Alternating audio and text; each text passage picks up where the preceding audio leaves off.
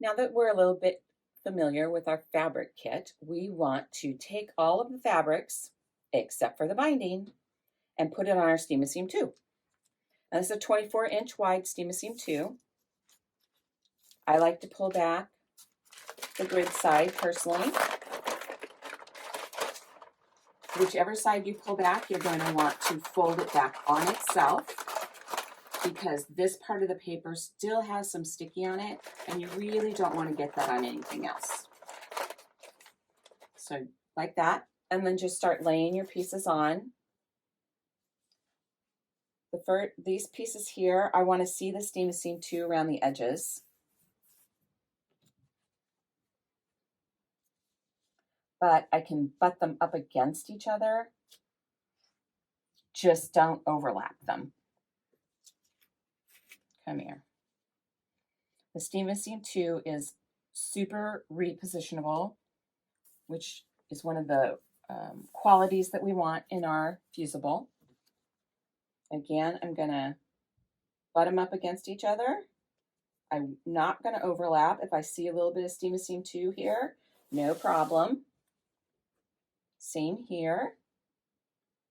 Just butt them up against each other without an overlap. And there you go. Now you're going to have a whole lot more fabric than what I'm demoing right here. But I just want to show you how it's going to be done.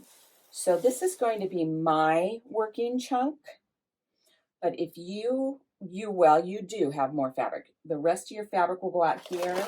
You probably have enough fabric to fill like 2 yards or 3 yards of the Steam Seam 2. But we want to cut that up into what we call working chunks. And I would say about 3/4 of a yard is a good working chunk. I only have about 1/4 of a yard here, so that's what I'm going to demo on. Now that I've got them all laid out, covered up, I want to cut this. Okay, I don't want to get my ruler all gummy, so I'm actually just going to go like this. If I had my Karen K. Buckley scissors sitting right here, which I don't, I could use those too. But right now I'm just going to use my rotary cutter. And don't worry if it gets gummed up, this can be clean. Do not, right now, put your fingers like and push. I don't know how your rotary cutter is, but mine moves, and I don't know how many times I've cut myself, so be careful of that. I can pull this little piece off, but I have to be really careful with the rotary cutter. Okay, so this working chunk, now I'm going to go and I'm going to cut off all of the Steam Seam 2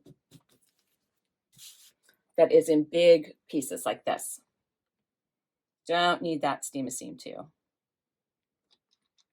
Because when I take it to the iron, it's just going to melt and get everything gunky. So I'm just going to cut this off.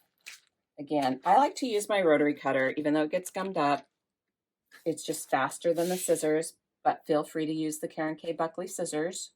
They're made for the fusibles. They do not gunk up like other scissors or like this rotary cutter is. Okay, so there.